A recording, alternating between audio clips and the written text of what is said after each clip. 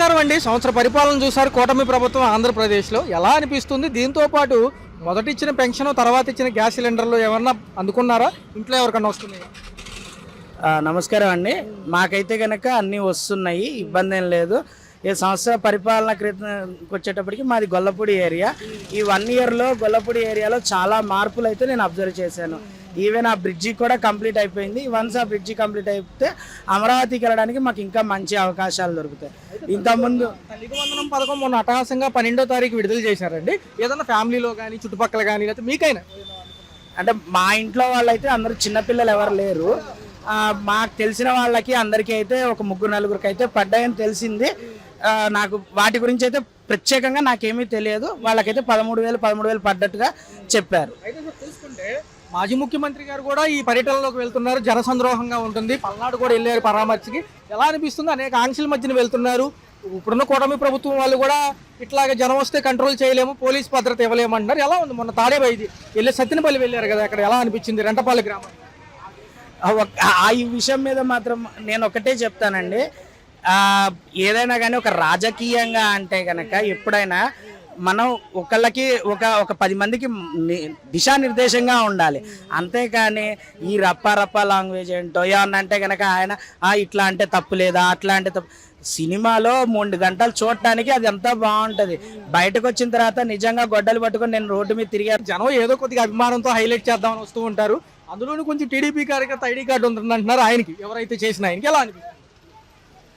అది ఒకటి, ఇది టీడీపీ వాళ్ళు చేశారా వైసీపీ వాళ్ళు చేశారా అనేది పక్కకి పెడితే ఒక కామన్ మ్యాన్గా ఎంతవరకు పోవాలి, ఎంతవరకు పోకూడదు అనేది మన విజ్ఞత మీద ఉంటుంది.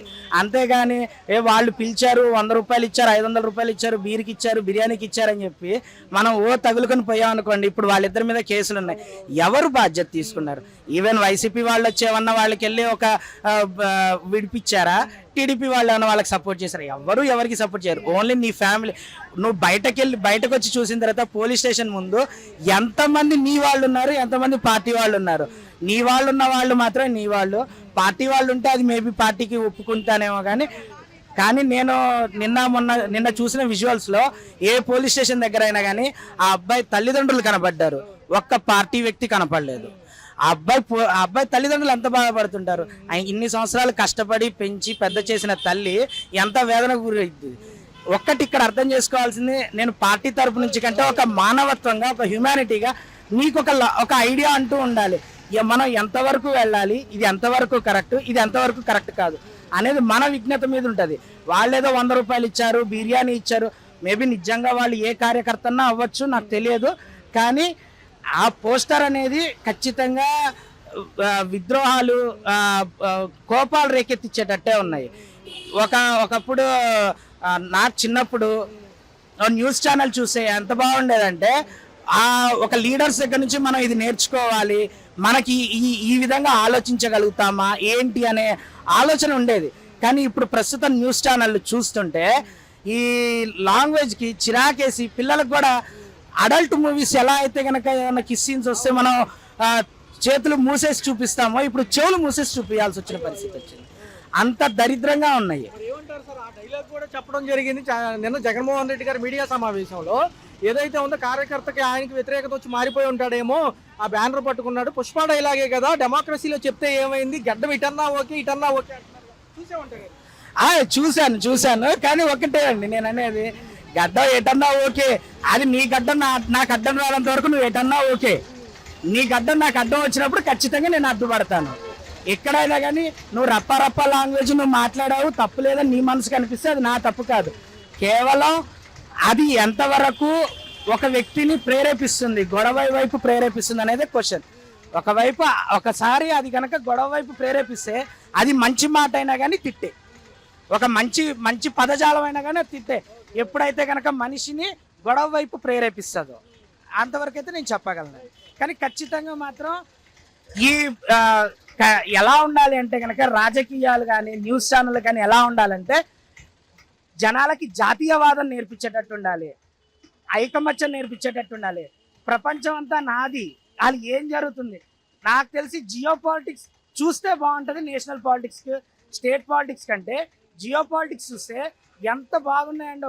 కొన్ని న్యూజిలాండ్ కంట్రీ మొన్న మౌర్య అనే ఒక తెగ ఆమె గురించి, ఆమెకి వ్యతిరేకంగా చేశారు. 17% జనాభా ఉంది, ఆమెకి వ్యతిరేకంగా చేస్తే, ఆ కమ్యూనిటీకి వ్యతిరేకంగా చేస్తే ఒక్క ఎంపీ మొత్తం ఉన్న దాంట్లో ఉన్న అందరికీ కలిపి సమానం చెప్పి అసలు వాళ్ళ యొక్క తెగ యొక్క గొప్పతనం ఏంటో మొత్తం తెలియజేసింది.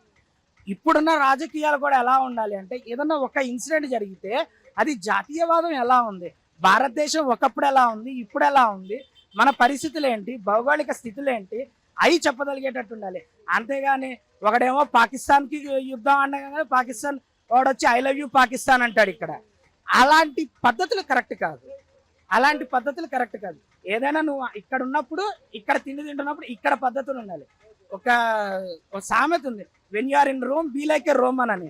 అలానే ఇక్కడ you are in Indian, if you are Indian citizen you behave like a Indian citizen. నీ అవతల నీ ఇంట్లో వాళ్ళని ఏమీ అనలేదేమో, ఎవరో ఒక భారతీయుడిని మాత్రమే వాళ్ళు చంపారు. సో నువ్వు దానికి తగ్గట్టుగానే సమాధానం చెప్పాలి. అంతేగాని వాళ్ళు ఏదో చేశారు, వీళ్ళేదో చేశారు, వాళ్ళేం చేయలేదు, వీళ్ళేం చేయలేదు అన్నది కరెక్ట్ కాదు. అంతవరకు అయితే ఒకటి, ఏదైనా కానీ జాతీయవాదం వైపు, ఐకమత్యం వైపు దేశ పౌరుల్ని నడిపించాలి. మా అభిప్రాయం ఏంటంటే, పరిపాలన వెళ్తుందండి. అయితే మనకి పరిపాలనలో కొన్ని బిజినెస్ డెవలప్ అయింది. విజయవాడలో బిజినెస్ డెవలప్ అయింది అంటే జీడిపి డెవలప్ అయింది, బ్యాంకులు డెవలప్ అయినాయి, గ్లోబల్ సిటీగా ముందరకెళ్తుంది తప్పించి మనది వెనకపోతే పడిపోలేదు. ఆ తర్వాత రెండోది ఏంటంటే, మనకి ఈ ప్రదేశం విజయవాడ, గుంటూరు, తెనాలి, అమరావతి, వేరే కోస్తలాంధ్ర అటు పోల్చుకుంటే ఇటు చాలా డెవలప్ అయిందండి. ఈ సంవత్సరం పరిపాలన నా దృష్టి అబ్జర్వేషన్లో రైతు బజార్లు, చాలా బిజినెస్ సెంటర్లు, ఎడ్యుకేషన్ ఇన్స్టిట్యూషన్లు బాగున్నాయి. నేను అబద్ధం చెప్పాల్సిన అవసరం లేదు. అయితే మాజీ ప్రభుత్వాలు జనంలోకి వస్తున్నాయి, ఏదైనా సమస్యలు వస్తే లేకపోతే ఏదైనా జరిగినా కానీ సంఘటనలు, ఇప్పుడున్న ప్రభుత్వాలు ఇమీడియట్గా యాక్షన్లు తీసుకుంటున్నాయి. మాజీ ప్రభుత్వం మొన్న ఏదైతే సత్యనపల్లి వెళ్ళారు, ఎవరైతే జగన్ గారు నిన్న మీడియా ముఖంగా మాట్లాడడం జరిగింది. 11 సీట్లు వచ్చిన మమ్మల్ని చూసి భయం ఎందుకు అంటున్నారు ఇప్పుడున్న ఏదైతే ప్రభుత్వాన్ని, ఈ ఆంక్షలు ఎందుకు, జనం స్వచ్ఛందంగా వస్తున్నారు కదా, మీరు మంచిగా చేశారు కాబట్టి మీకు వస్తారంటున్నారు ఆయన. ఎలా చూడాలి ఈ వ్యత్యాసం?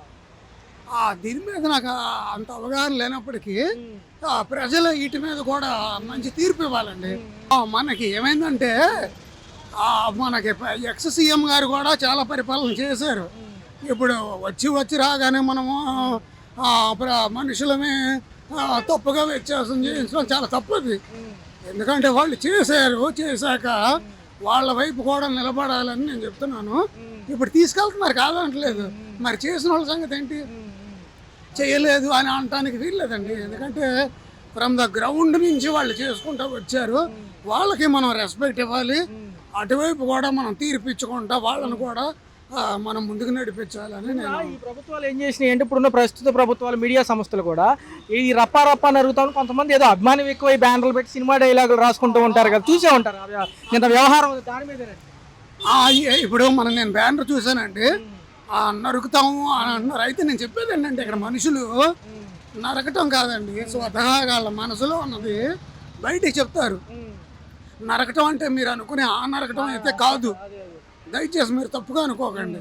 ఇక్కడ మనుషులు స్పష్టంగా తమ మనసులో ఉన్నది స్పష్టంగా చెప్తారు, వ్యక్తీకరిస్తారు తప్పించి గురైనప్పుడు ఊరిని ఒక డైలాగ్ అంటారు.